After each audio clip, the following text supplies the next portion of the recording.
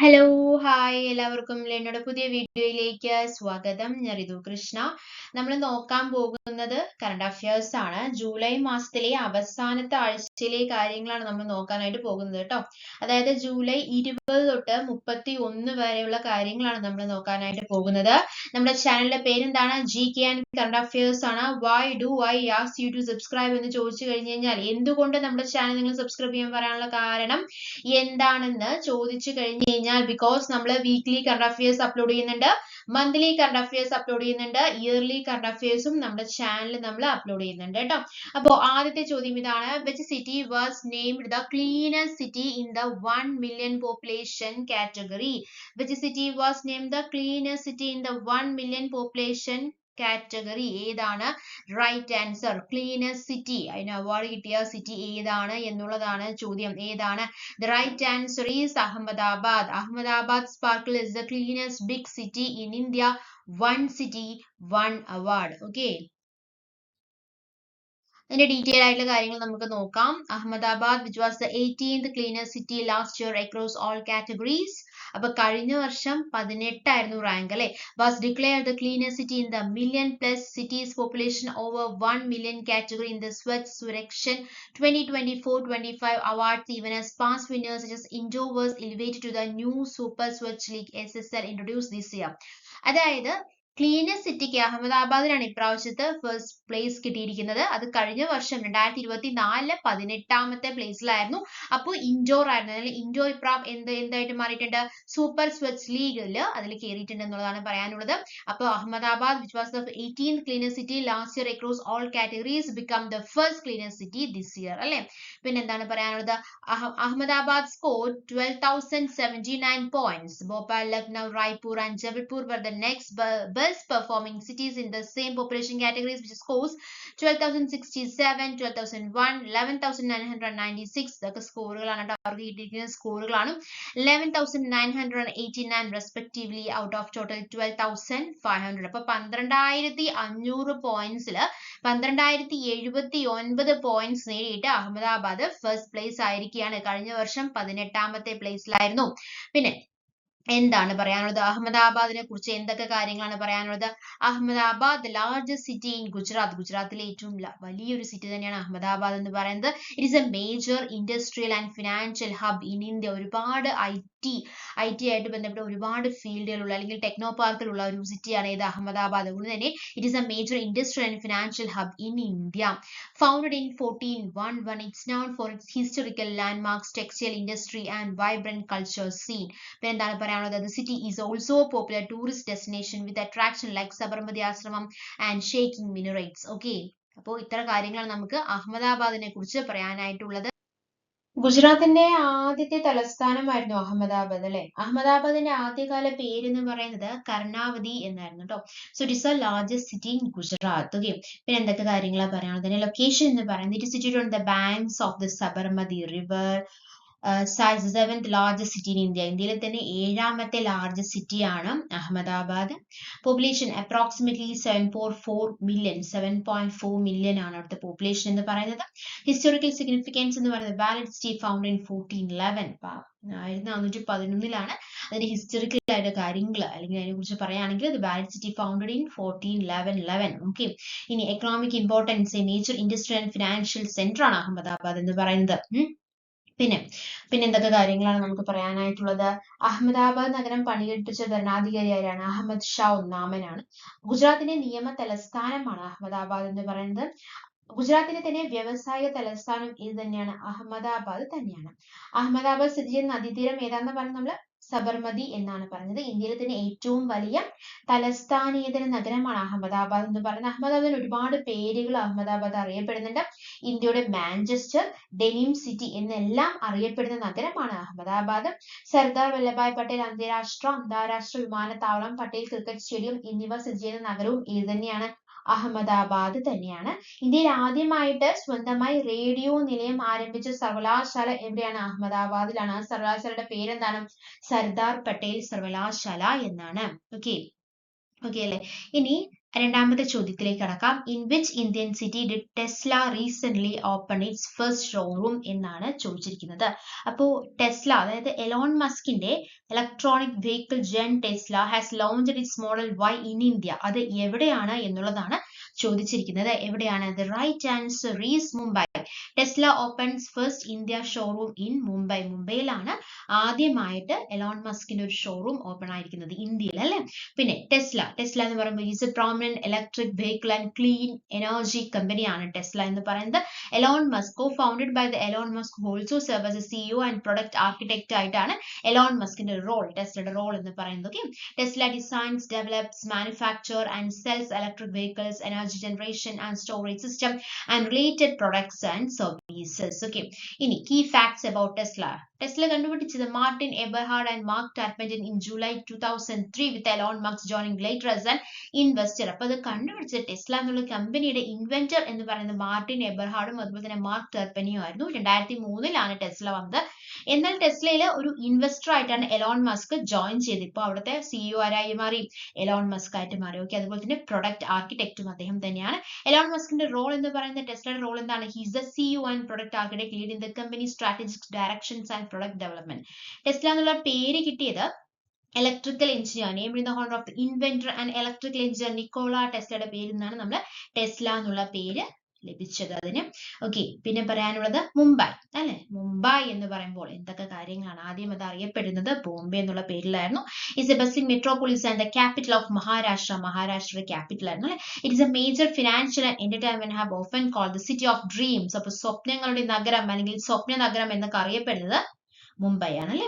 Mumbai is the second most populous metropolitan area in India and is known for its vibrant lifestyle, fashion, culture and diverse food scenes. Okay, so city of dreams, Mumbai അല്ലേ.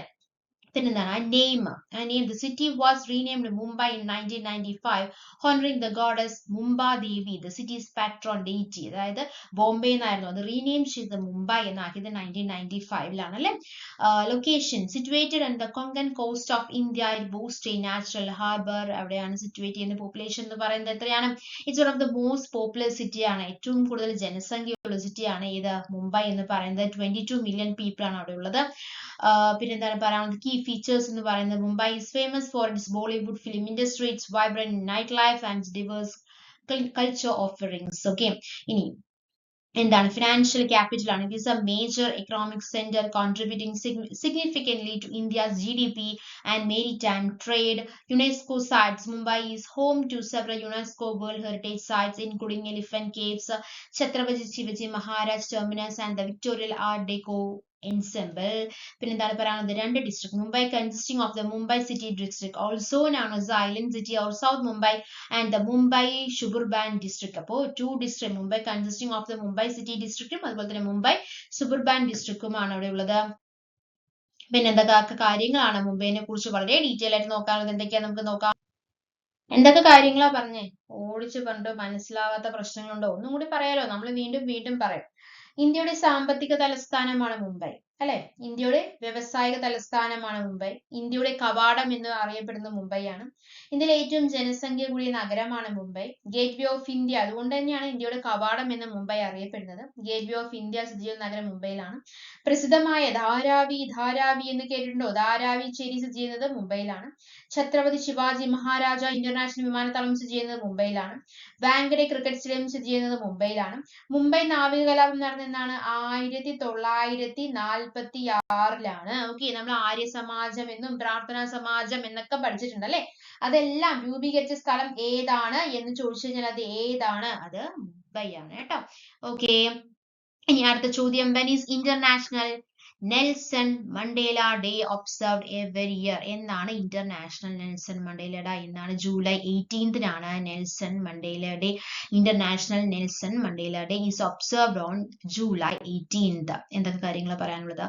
Nelson Mandela international day or Mandela day is an annual international day in honors of Nelson Mandela celebrated each year on 18th July. 18th July എന്ന് പറയുന്നത് Nelson മണ്ടേലയുടെ birthday ആണ്. So international Nelson Mandela day is celebrated on 18th July. Okay, the day was officially declared by the United Nations in November 2009. അപ്പോൾ 2009 തൊട്ടിട്ടാണ് Nelson Mandela day ആഘോഷിക്കാൻ തുടങ്ങിയിരിക്കുന്നത് അല്ലെങ്കിൽ ആചരിക്കാൻ തുടങ്ങിയിരിക്കുന്നത്. Okay. However, other groups began celebrating Mandela Day on 18 July 2009. This year's Nelson Mandela International Day on 18 July will be celebrated under the theme. എന്തായിരുന്നു ഇതിന്റെ theme എന്ന് പറയുന്നത്? എന്താണ്? 2025 നെൽസൺ മണ്ടേല ഡേയുടെ തീം എന്താണ് എന്നുള്ളതാണ് ചോദിച്ചിരിക്കുന്നത്. It's still in our hands to combat poverty and inequity എന്നുള്ളതാണ് the theme of Nelson Mandela എന്ന് പറയുന്നത്. Okay. അടുത്ത ചോദ്യം, നാലാമത്തെ ചോദ്യം. In which state has India's first tribal genome sequencing project has been launched recently? The right answer is എവിടെയാണ്? ഗുജറാത്തിലാണ് launch ചെയ്തിരിക്കുന്നത്. State of Gujarat genome sequencing project for tribals. Okay. Gujarat എവിടെയാണ്? Western ഇന്ത്യയിലാണ്. is the 5th largest state by area and is known for its diverse attractions including historical sites, wildlife sanctuaries and vibrant culture. അല്ലേ?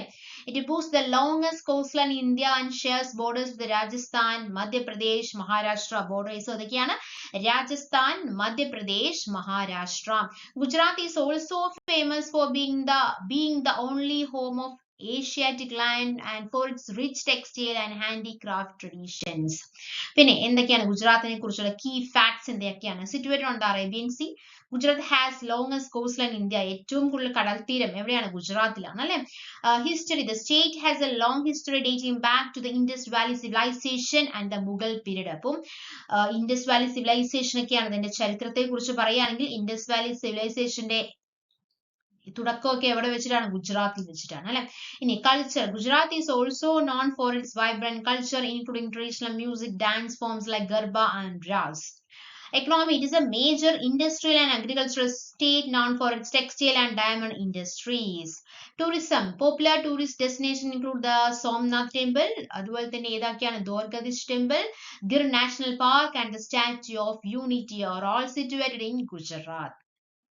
പിന്നെ Gujarat is famous for its vegetarian food with unique dishes like dokla, അതുപോലെ തന്നെ ടെപ്ല ഒക്കെ എവിടെ കിട്ടുന്നത്? ഗുജറാത്തിലാണ് കിട്ടുന്നത് അല്ലെ? Notable people. Mahatma Gandhi, the father of nation, was Gujarati. Okay. Nickname. Gujarati is often refers to as the jewel of Western India. Western ഇന്ത്യയുടെ jewel അല്ലെങ്കിൽ ആഭരണം എന്നറിയപ്പെടുന്നത് ഏതാണ്? ഗുജറാത്ത് ആണ് അല്ലെ? Motto. The state motto is Satyameva Jayate, meaning the truth alone triumphs എന്നുള്ളതാണ് ഗുജറാത്തിന്റെ motto എന്ന് പറയുന്നത്. Unique features. It is the only place in India where Asiatic lions are found and it houses the world first vegetarian outlets of major fast food chains like Domino's, Pizza Hut and Subway are the unique features of Gujarat. പിന്നെ എന്തൊക്കെ basic ആയിട്ടുള്ള കാര്യങ്ങൾ പറഞ്ഞാൽ അല്ലെങ്കിൽ state symbols ഏതൊക്കെയാണെന്ന് പറഞ്ഞാൽ ഗുജറാത്ത് എപ്പോഴാണ് നിലവിൽ വന്നത്? 1960 മെയ് 1-നാണ് ഗുജറാത്ത് നിലവിൽ വന്നത്. തലസ്ഥാനം ഗാന്ധിനഗർ ആണ്. ഔദ്യോഗിക മൃഗം ഏഷ്യൻ സിംഹമാണ്. ഔദ്യോഗിക പക്ഷി ഗ്രേറ്റ് ഫ്ലെമിംഗോയാണ്. ഔദ്യോഗിക പുഷ്പം മേരി ഗോൾഡ് ആണ്. ഔദ്യോഗിക വൃക്ഷം മാവാണ്. പ്രാചീന കാലത്ത് ഗുർജരം എന്നറിയപ്പെട്ടിരുന്ന ഇന്ത്യൻ സംസ്ഥാനമാണ് ഗുജറാത്ത്. ഇതിഹാസങ്ങളുടെ നാട് എന്നറിയപ്പെടുന്ന സംസ്ഥാനമാണ്. ഏറ്റവും കൂടുതൽ കടൽ തീരമുള്ള സംസ്ഥാനമാണ്. ഇന്ത്യയുടെ ഏറ്റവും പടിഞ്ഞാറ് ഭാഗത്തായി സ്ഥിതി ചെയ്യുന്ന സംസ്ഥാനമാണ്. സംസ്ഥാന രൂപീകരണം മുതൽ സമ്പൂർണ്ണ മദ്യ നിരോധനം നിലവിലുള്ള ഏക സംസ്ഥാനം അത് ഏതാണ്? അത് ഗുജറാത്ത് ആണ്. ഇന്ത്യയിൽ ഏറ്റവും കൂടുതൽ ഉപ്പ്, നിലക്കടല, പരുത്തി, ബജ്ര എന്നിവ ഉൽപ്പാദിപ്പിക്കുന്ന സംസ്ഥാനമാണ്. കടൽത്തറയിൽ നിന്ന് ഏറ്റവും കൂടുതൽ എണ്ണ ഖനനം ആദ്യമായിട്ട് ആരംഭിച്ച സംസ്ഥാനവും ഇത് തന്നെയാണ്, ഗുജറാത്ത് തന്നെയാണ്. പിന്നെ ഇന്ത്യയിൽ ആദ്യമായിട്ട് കാലാവസ്ഥാ നിരീക്ഷണ ഡിപ്പാർട്ട്മെന്റ് നിലവിൽ വന്ന സംസ്ഥാനം അത് ഗുജറാത്ത് ആണ്. ഇന്ത്യൻ ധവള വിപ്ലവത്തിന്റെ പിതാവ് എന്നറിയപ്പെടുന്ന വർഗീസ് കുര്യന്റെ നേതൃത്വത്തിൽ ധവള വിപ്ലവം ആദ്യമായിട്ട് ആരംഭിച്ച സംസ്ഥാനം അതും ഗുജറാത്ത് തന്നെയാണ്. ഇന്ത്യയിലെ ആദ്യത്തെ വിൻഡ് ഫാം സ്ഥാപിതമായ സംസ്ഥാനം ഗുജറാത്ത്. അങ്ങനെ ഒരുപാട് പ്രത്യേകതകളുള്ള ഒരു സംസ്ഥാനമാണ് ഇത് ഗുജറാത്ത് അല്ലെ. ഇനി എന്താണ് അടുത്ത ചോദ്യത്തിലേക്ക് കടക്കാം. അഞ്ചാമത്തെ ചോദ്യം. Which group of nations launch the at sea observer mission to boost maritime corporation എന്നുള്ളതാണ് ചോദിച്ചിരിക്കുന്നത്. The right answer is Quad. Quad എന്ന് പറഞ്ഞാൽ എന്താണ്? Quadrilateral security dialogue. It is the nations comprised of India, Japan, the United States and Australia. അപ്പോൾ ഇവരുടെ ഒരു കൂട്ടായ്മയാണ് India, Japan, United States, Australia. ഇവരുടെ ഒരു കൂട്ടായ്മയാണ് ഇത് ക്വാഡ് എന്ന് പറയുന്നത്. എന്താണ് ഇതിന്റെ എക്സ്പാൻഷൻ? എന്താണ്? ക്വാഡ്രിലേറ്ററൽ സെക്യൂരിറ്റി ഡയലോഗ് എന്നുള്ളതാണ്. So quad launched the at sea observer mission to boost maritime cooperation. Okay.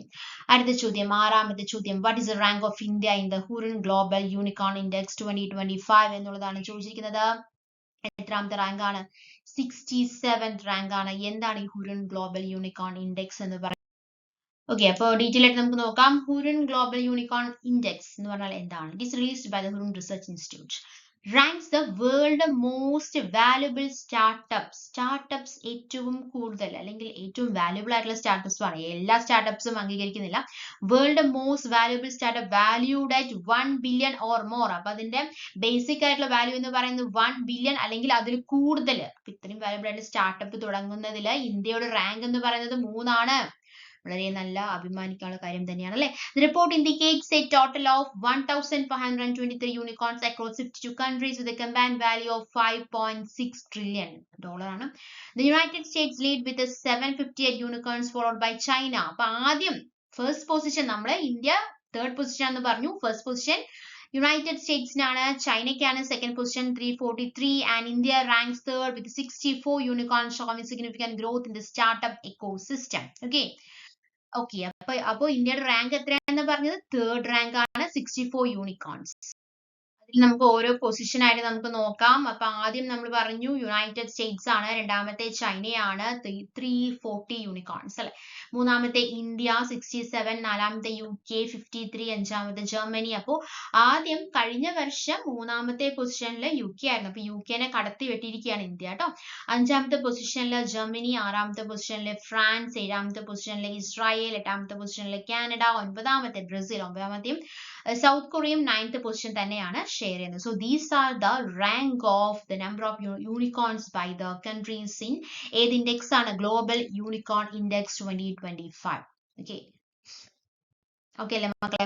ഇനി നമുക്ക് അടുത്തത് നമുക്ക് നോക്കാം. ഇതിന്റെ ഗ്ലോബൽ ഓവർവ്യൂ ആണ്. ടോട്ടൽ യൂണിക്കോൺസ് എന്ന് പറയുന്നത് 1523 ആണ്. 5.6 ട്രില്യൺ ആണ് വരുന്നത്. അതിൽ ടോപ്പ് കൺട്രീസ് ഏതൊക്കെയാണ് നമ്മൾ നോക്കി. ആദ്യത്തെ യുണൈറ്റഡ് സ്റ്റേറ്റ്സ്, രണ്ടാമത്തെ ചൈന, മൂന്നാമത്തെ ഇന്ത്യ ആണ്. അതിൽ ഇന്ത്യയുടെ പെർഫോമൻസ് നമ്മൾ പറയുകയാണെങ്കിൽ റാങ്ക് ഗ്ലോബലി തേർഡ് ആണ്. ലീഡിംഗ് സിറ്റീസ് ഏതൊക്കെയാണ് നോക്കിക്കഴിഞ്ഞാൽ, അപ്പൊ ഇന്ത്യയിലെ തേർഡ് റാങ്കിൽ എത്തിച്ച ലീഡിംഗ് സിറ്റീസ് എന്ന് പറയുന്നത് ഫസ്റ്റ് വൺ ബാംഗ്ലൂർ ആണ്. Okay, globally 7th പൊസിഷനിലാണുള്ളത്. മുംബൈ ആണ് സെക്കൻഡ് വന്നിരിക്കുന്നത്. 22nd പൊസിഷനിൽ Gurugram 27th position. Key sectors fintech and gaming ആണ് വരുന്നത്. Notable unicorns Zerodha, Dream11 and Razorpay ആണ് ഏത് നോട്ടബിൾ യൂണിക്കോൺസ് എന്ന് പറയുന്നത് കേട്ടോ. Okay, 7th question.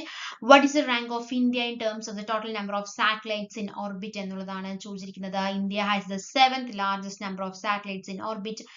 അപ്പോൾ എത്രാമത്തെ റാങ്ക് ആണ്? 7ാമത്തെ റാങ്ക് ആണ് കേട്ടോ. India operates 136 satellites including those from private and academic institutions. These include satellites in low earth orbit, LEO and GEO. അല്ലേ, GEO എന്ന് പറഞ്ഞാൽ geostationary orbit and deep space mission. So India has the 7th largest number of satellites in orbit. അപ്പോൾ ഇന്ത്യയുടെ rank അതിൽ എത്രയാണ്? 7th ആണ്. Global unicorn ഇൻഡെക്സിൽ എത്രാമത്തെ പറഞ്ഞു? തേർഡ് ആണെന്ന് പറഞ്ഞു അല്ലെ.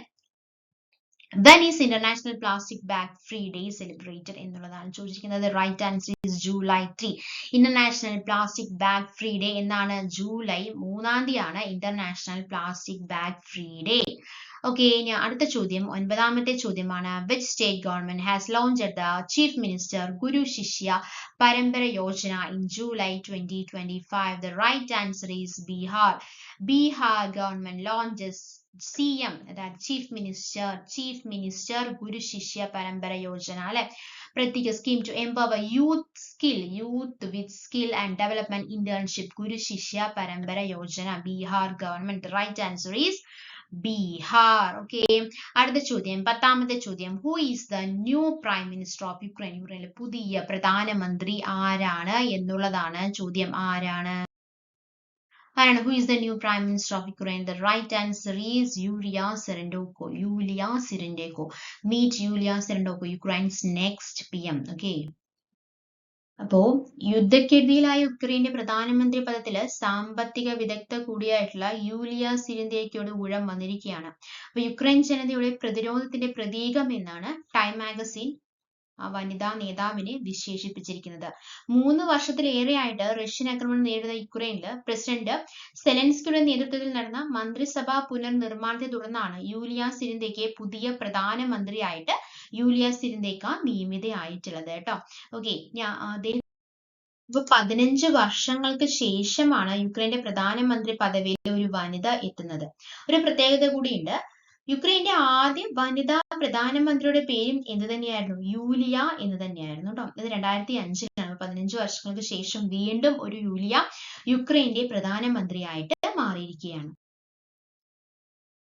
ഓക്കെ, അപ്പൊ നമ്മള് ജൂലൈ മാസത്തിലെ അവസാനത്തെ ആഴ്ചയിലെ കാര്യങ്ങളാണ് നമ്മൾ നോക്കിയത്. എടുത്ത കാര്യങ്ങളെല്ലാം നിങ്ങൾക്ക് വളരെ വ്യക്തമായി മനസ്സിലായെന്ന് പ്രതീക്ഷിക്കുന്നു. അങ്ങനെ മനസ്സിലായിട്ടുണ്ടെങ്കിൽ, ഉപകാരപ്പെട്ടിട്ടുണ്ടെങ്കിൽ നമ്മുടെ ചാനൽ സബ്സ്ക്രൈബ് ചെയ്യുക, സപ്പോർട്ട് ചെയ്യുക. Thank you. Thanks for your time. By.